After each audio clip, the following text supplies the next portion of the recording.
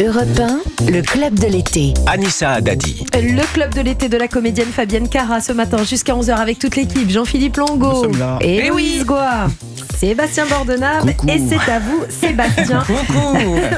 Tout cet été, on profite de votre science pour évoquer nos belles régions de France. Et aujourd'hui, vous avez choisi l'Armorique. Alors quand je parlais de priorité au direct juste avant la pause, c'est parce que là, vous allez dévoiler un scoop aux auditeurs d'Europe 1. Exactement. Les Français veulent savoir. On parle de... Déjà, je voudrais évoquer l'Armorique, parce que ça correspond à quelle zone en fait? C'est quoi l'Armorique? En fait, c'est très large comme zone. C'est un nom qui a été donné pendant l'Antiquité à une région qui va s'étendre de Pornic, près de Nantes, à Dieppe, au nord du pays de Caux. C'est large et c'est pas pour rien que quand il a été demandé pour Astérix à Goscinny et Uderzo, quand on leur a dit « Mais il est où votre village de résistants gaulois ?» ils ont dit en Armorique. C'est une façon de faire en sorte qu'un maximum de personnes se sentent proches géographiquement d'Astérix et puis surtout de se fâcher avec personne. Alors ce qui est drôle dans les albums d'Astérix et Obélix, c'est qu'on dit c'est le village des fous, mais il n'y a pas de nom précis à ce village. On ne dit pas c'est le village de machin. Mais historiquement, on sait aussi qu'à part les très grandes villes comme Lutèce qui deviendront Paris, les villages gaulois n'avaient pas de nom en général. Bon, si on regarde quand même, vous l'avez dit tout à l'heure Anissa, les premières pages des albums d'Astérix et Obélix, avec la phrase « Nous sommes en 50 avant Jésus-Christ, toute la Gaule est occupée » avec la loupe, il y a une carte, on suppute qu'on est en Bretagne. On voit aussi que le village donne sur la mer. Alors, Uderzo, le dessinateur, était d'origine italienne, de Vénétie, près de Venise. Sa famille venait, elle, de la ville de Oderzo, dans la province de Trévise. Oderzo, ça donnera Uderzo. Et il y a eu beaucoup de gens, en fait, de cette région qui sont venus en Bretagne bien avant les Romains. Des gens de Vénétie, ça va donner, par exemple, l'origine du nom de Vannes en Bretagne. Vénétie, Vannes. Donc, Vannes et Venise, même combat. Mais ouais.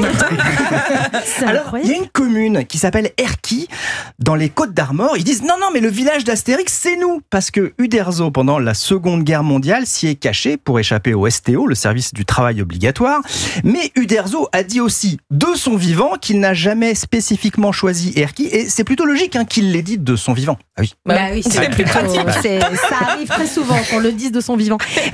Astérix, vous allez nous en parler beaucoup. Vous êtes le spécialiste de la BD sur Europe 1 et vous allez nous en parler à la rentrée. On a déjà hâte parce que va arriver à la rentrée Astérix en Lusitanie, le nouvel album. Rendez-vous le 23 octobre, le 41e album. On sait que ça va commencer par « Nous sommes en 50 avant Jésus-Christ, toute la Gaule est occupée par les Romains ».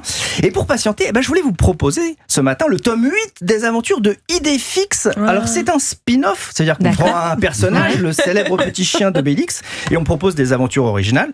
C'est un spin-off, mais c'est aussi un préquel, parce que si les albums d'Astérix commencent par « Nous sommes en 50 », celui-là, il commence par « Nous sommes en 52 avant Jésus-Christ, toute Lutèce est occupée, toute non, un petit groupe d'animaux résiste ». Et en effet, en vrai, la future ville de Paris, Lutèce, est tombée vraiment à cette époque aux mains des Romains. Donc ça fait sens historiquement. Vient de sortir le tome 8, les aventures d'Idéfix en BD. Ça marche, ça cartonne. 400 000 exemplaires vendus quand même.